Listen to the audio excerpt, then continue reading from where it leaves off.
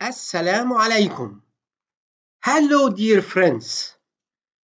This is one of a series of videos about hospital policies and procedures, which are written instructions on how staff members do different processes. Policies are general rules that govern our performance, and procedures are sequential steps on how we do it, and the responsible person for each step. We can update these rules when we have new standards to follow.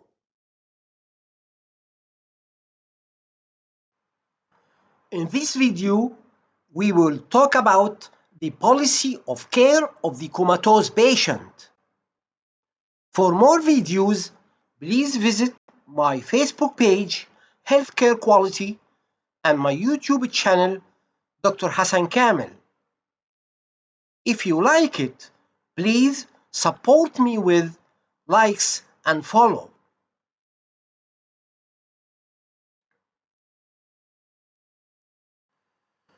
This policy is applied to all hospital services provided to comatose patients.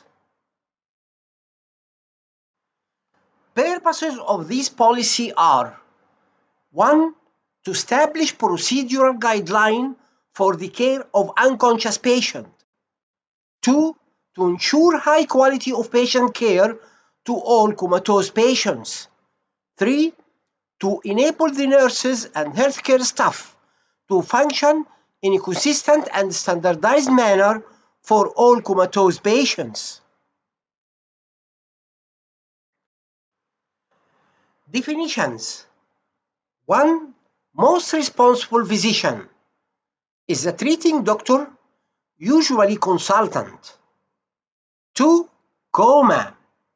Coma or unconsciousness is a state in which a patient is totally unaware of both self and external surroundings, and unable to respond meaningfully to external stimuli, as opposed to states of transient unconsciousness such as syncope or concussion.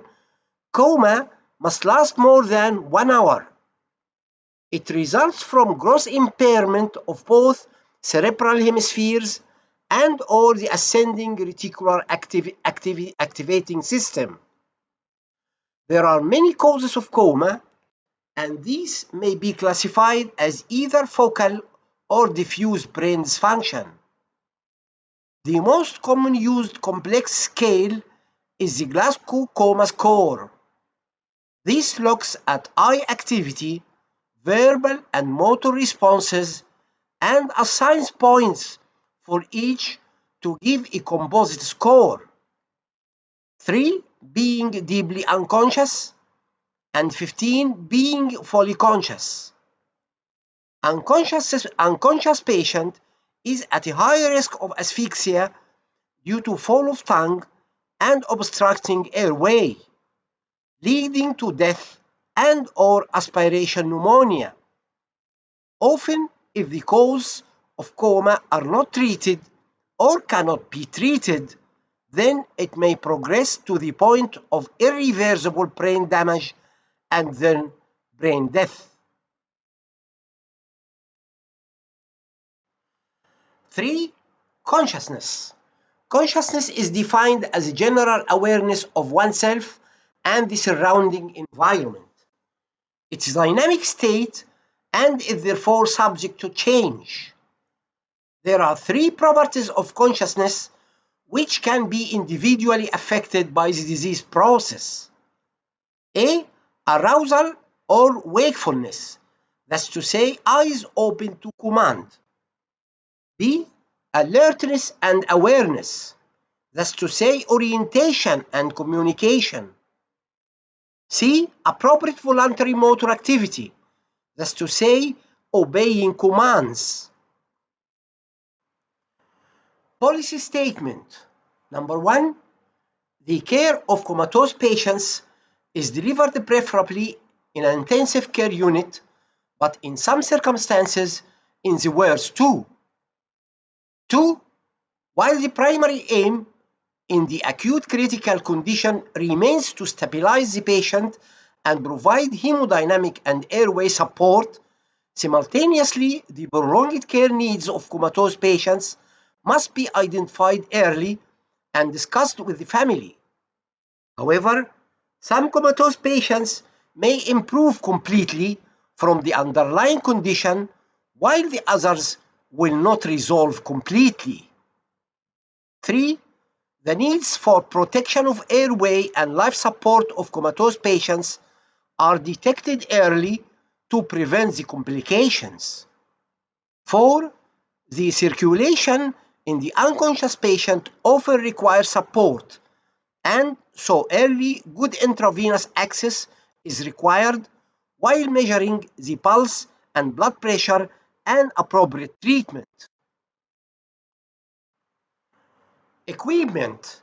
Here are names of many equipments that may be required to treat comatose patients.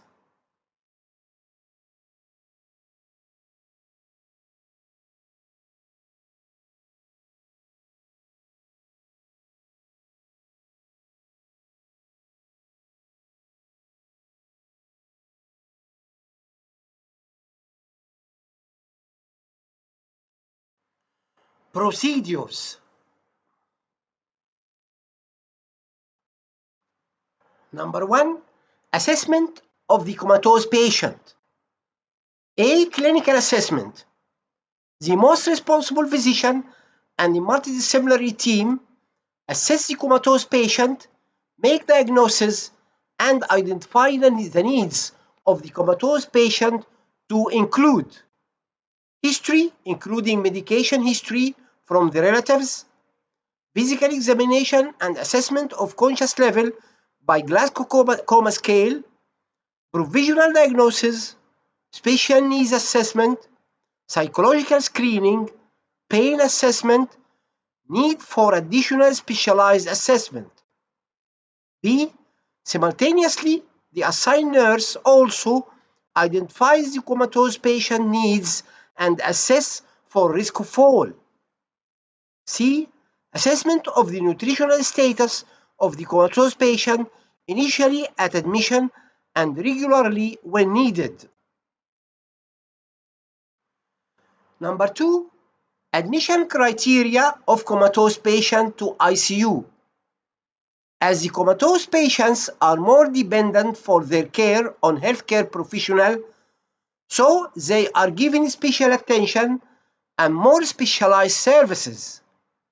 The most responsible physician will admit the patient to ICU for provision of care whenever and wherever necessary on individual basis.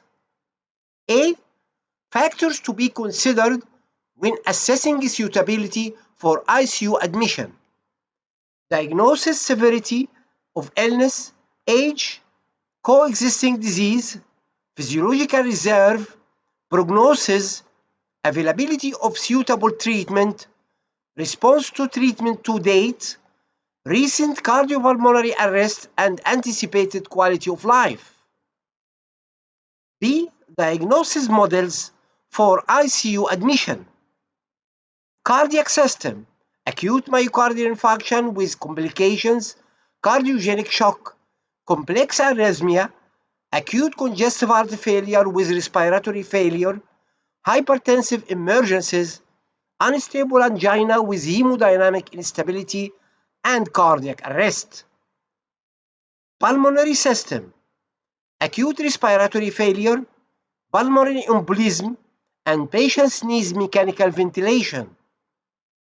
Neurological disorders, metabolic, toxic, or anoxic coma, acute stroke with altered mental status, intracranial hemorrhage, acute subarachnoid hemorrhage, status epilepticus, and severe head injury. Surgical, postoperative requiring hemodynamic monitoring or ventilatory support. Road traffic accidents with multiple trauma. Poisoning and drug intoxication. C. Objective parameters model for ICU admission. Here are some hemodynamic instability parameters and laboratory values that needs ICU admission.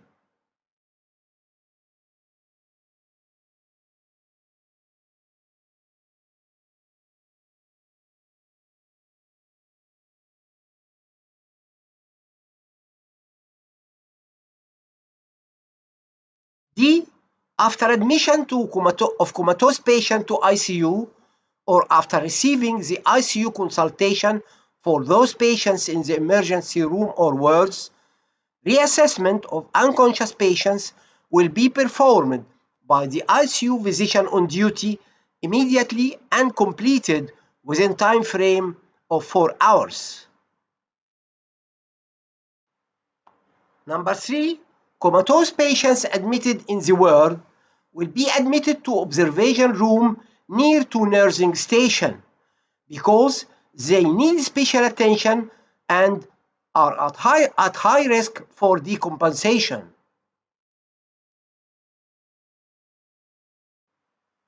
Number 4, care plan of comatose patients.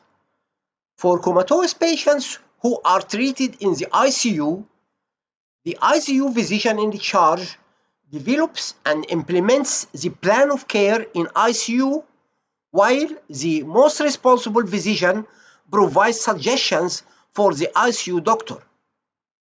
For comatose patients who are treated in the ward, mean responsible physician and the multidisciplinary team plan the care accordingly. Long-term management involves consideration of the problems suffered by the comatose patients lying still for very prolonged periods while no protective reflexes. These include pressure area care, care of the mouth and skin, physiotherapy to protect muscles and joints, risks of deep vein thrombosis, risks of stress ulceration of the stomach, nutrition and fluid balance, urinary catheterization, hemodynamic monitoring, infection prevention and control, maintenance of adequate oxygenation with the assistance of artificial ventilation if indicated, and applying VAP bundle. Eye care of unconscious patient as shown.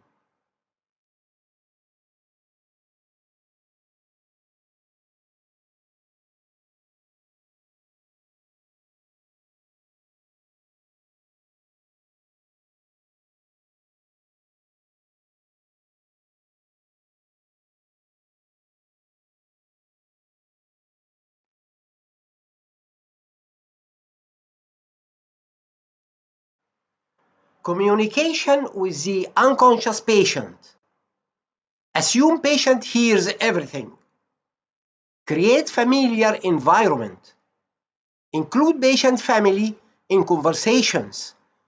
Touch if appropriate. Education.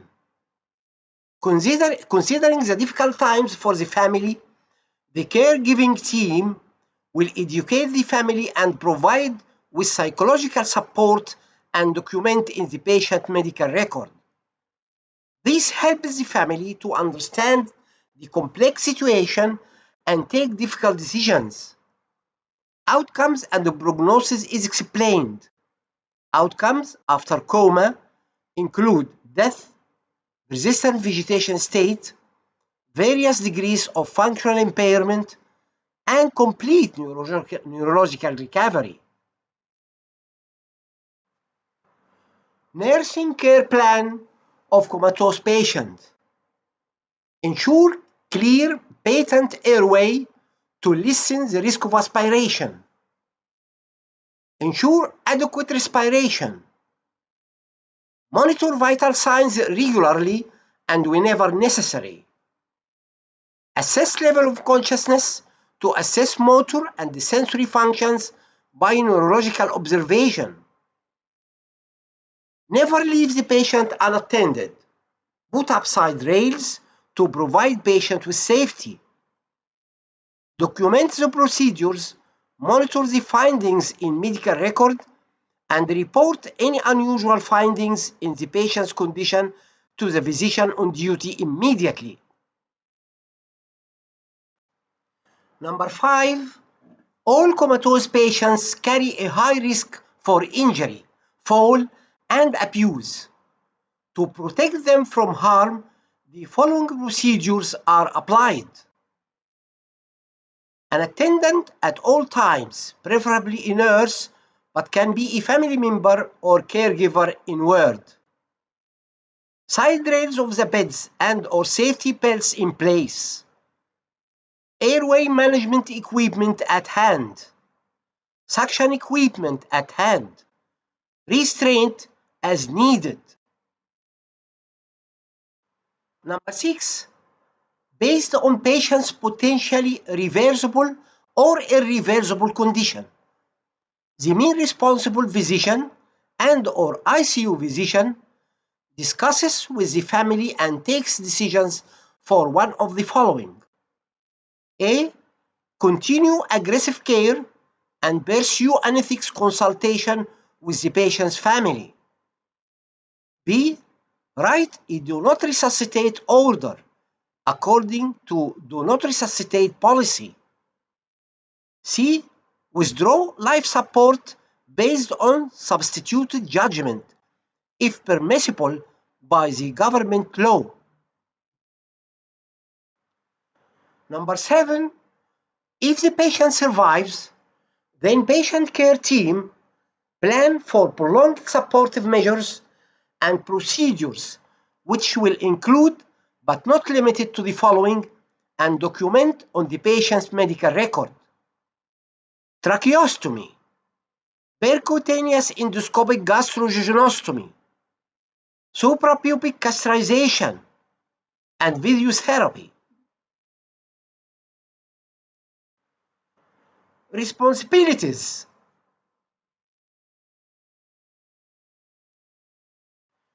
Number 1, the treating physician, whether ICU physician in ICU or main responsible physician in the ward. A. Identifies comatose patients and their needs. B. Daily assessment of comatose patients, blind care of patient, and reassess the patient, monitor the effectiveness and complications of treatment. C. Writes the orders and supervise their implementation. D. Educates the family and provides with psychological support. Number 2, assign nurse. A. Reassess the patient, identify his or her needs and plan nursing care. B. Follows the physician orders and plan of care. C. Performs pain assessment and reassessment. And D. Assessment for risk of fall. Number 3, social worker. Communicates with the comatose patient's family as required. Psychological support for the family. Number 4, dietitian. Assess the comatose patients regularly and discusses with the physicians, nurses, and family about the patient's diet feeding needs. Assess the family in long-term diet care. Approval of each policy is usually done by the preparing person, recommended by the department head, reviewed by the nursing supervisor, and approved by the quality director, medical director, and hospital director.